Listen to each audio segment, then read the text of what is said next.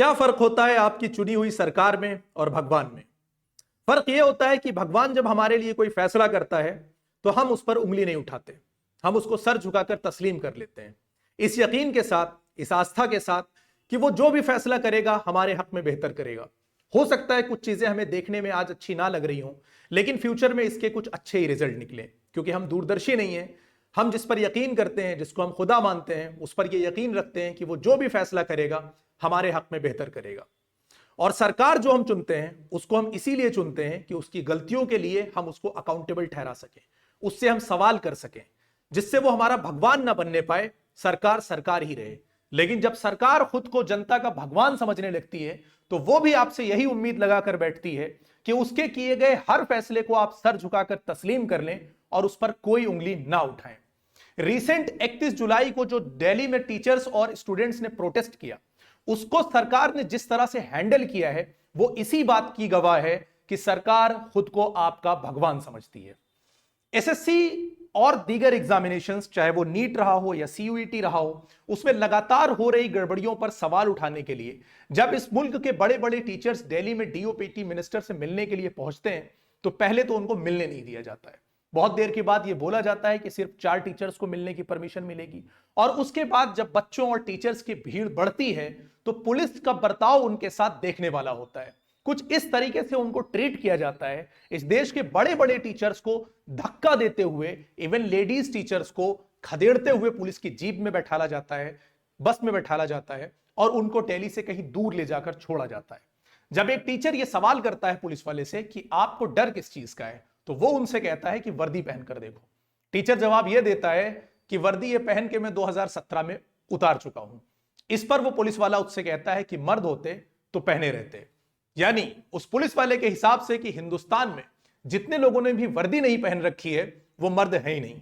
हमारे देश के बड़े बड़े नेता जो हमारे लिए कानून बनाते हैं, उन्होंने खुद वर्दी नहीं पहन रखी है। शायद उनकी मर्दानगी पर भी वो पुलिस वाला इसी तरह से सवाल उठा सकता जिस तरह से उसने एसएससी के एक बहुत बड़े टीचर अभिनय शर्मा पर यह सवाल उठाए हैं। अभिनय शर्मा के बारे में मैं आपको यह बता देता हूं, जो लोग एसएससी के बारे में नहीं जानते हैं, उस टीचर ने इस एग्जाम को लगभग 5 बार क्रैक किया है। और अगर आज वो नौकरी कर रहा होता तो उस पुलिस वाले के शायद बराबर ही पोस्ट पर होता या उससे ऊपर ही होता। फिलहाल सत्ता का ये जो घमंड सरकार के दिल में बैठा है, इस तरीके से उसका डील करना, चाहे वो किसान हो चाहे टीचर्स हो, ये उसकी बहुत बड़ी विफलता को दर्शाता है। वो आपके प्रति जवाबदेह नहीं होना चाहती है। किसी भी मामले को पुलिस की बर्बरता के साथ हैंडल करना, टीचर्स के साथ बदतमीजी करना, ये उनके गुरूर को झलकाती है। प्रॉब्लम कहां से स्टार्ट होती है समझते हैं। सबसे पहले तो यह है कि एसएससी में पहले से गड़बड़ियां चल रही थी, लेकिन टीसीएस के आने के बाद कुछ चीजें ठीक हुई थी। हालांकि टीचर्स को उस पर भी कुछ सवाल थे, लेकिन अभी रिसेंटली जो इन्होंने वेंडर चेंज किया एसएससी ने, वो एडिक्विटी को दिया। एडिक्विटी पर पहले से बहुत सारे सवाल उठ चुके हैं, उनका दामन पहले से साफ नहीं है। ऐसे में सवाल उठा कि क्यों ऐसी संस्था को फिर से एग्जाम कराने की जिम्मेदारी दी गई जिसका रिकॉर्ड पहले से क्लियर नहीं है। उसके बाद सेंटर्स का 3-3, 400 किलोमीटर दूर जाना, वहां पर टेक्निकल ग्लिच होना, कहीं का माउस नहीं चल रहा है, कहीं का सिस्टम नहीं चल रहा है। कई बच्चों को सेंटर्स पे पहुंच जाने के बाद पता चलता है कि उनका एग्जाम कैंसिल हो चुका है। इन सारी चीजों को टैकल करने के लिए, इन सारी चीजों की बात करने के लिए कि कैसे इसमें इंप्रूवमेंट लाया जाए, टीचर्स पहुंचते हैं एसएससी डीओपीटी मिनिस्टर के यहां। अब कई लोग, कई मीडिया चैनल्स अभी भी जो सवाल उठा रहे हैं, चूंकि मामला बहुत ज्यादा उजागर हो चुका है तो सवाल उठाना तो बनता है, अब उनकी मजबूरी है, लेकिन अभी भी वो सवाल किससे कर रहे हैं? एसएससी से। मैं ये जानना चाहता हूं कि डीओपीटी मिनिस्टर क्या वो एसएससी के अंडर में आते हैं? जो पुलिस ने बदतमीजी करी टीचर्स के साथ, क्या वो एसएससी के कहने पर करी है? जो पुलिस वालों ने टीचर्स को उठाकर थाने में ले जाकर ठूस दिया और रात को 7-8 बजे तक बैठाए रखा, किसके ऑर्डर पर बैठाए रखा? क्या Delhi police staff selection commission यानी एसएससी के अंडर में आती है? क्या दिल्ली पुलिस एसएससी के ऑर्डर्स को फॉलो करती है? किसने किया ये चीजें सरकार ने करी या फिर एसएससी ने करी? जवाबदेह कौन नहीं होना चाहता है? सरकार जवाबदेह नहीं होना चाहती है या एसएससी जवाबदेह नहीं होना चाहती है? अगर प्रॉब्लम एसएससी के साथ है तो डीओपीटी मिनिस्टर ने मिलकर उन चीजों को सुलझाने की कोशिश क्यों नहीं करी? क्यों डीओपीटी मिनिस्टर्स टीचर से मिलने से बचते रहे? और उसके बाद जो भी एक लोग उनसे मिले, उन टीचर से, उन्होंने कहा, जब एक सवाल यह किया गया कि आप हर बार एग्जाम में गलत क्वेश्चंस डाल देते हो और उसके बाद बच्चों से कहते हो कि इसका करेक्शन आप अगर आप उनसे मांगते हो और आप वहां पर अप्लाई करते हो कि मेरा सवाल सही था तो आपको 100 रुपए देने पड़ते हैं, ये किस तरह की धांधली है? तो उसके जवाब में उन्होंने ये बताया कि आपके उस पैसे से रोड बन जाती है। और रोड का क्या हाल है वो हमारे मुल्क में वो हम बहुत बेहतर तरीके से जानते हैं। यानी अब मेरा 100 रुपए जो मैं एसएससी लेगा और एसएससी अब रोड बनवाएगा, तो ये जो मैं टोल टैक्स देता हूं ये कहां पे जाता है? इसको फिर रेलवे इस्तेमाल करेगा, और रेलवे में जो पैसा देता हूं वो मेरा डिफेंस इस्तेमाल करेगा। यानी ये आपने जो पूरा सिस्टम बना रखा है, ये सिस्टम फिर किस काम का है? एसएससी का पैसा रोड बनने में कैसे जा रहा है, ये बात मेरी समझ से अभी भी परे है। मेरा कहना यह है कि जो भी मीडिया चैनल्स जितनी धड़ल्ले के साथ एसएससी से सवाल उठा रहे हैं, क्या उतनी ही ताकत के साथ वो सरकार से सवाल क्यों नहीं उठा रहे हैं? जो टीचर्स को मारा गया, जो टीचर्स के साथ बदतमीजी करी गई, उसमें एसएससी की गलती है या फिर सरकार की गलती है? यह आप अपने आप से पूछिए। और उसके बाद अब इसमें क्या चेंजेस आएंगे, क्या नहीं आएंगे?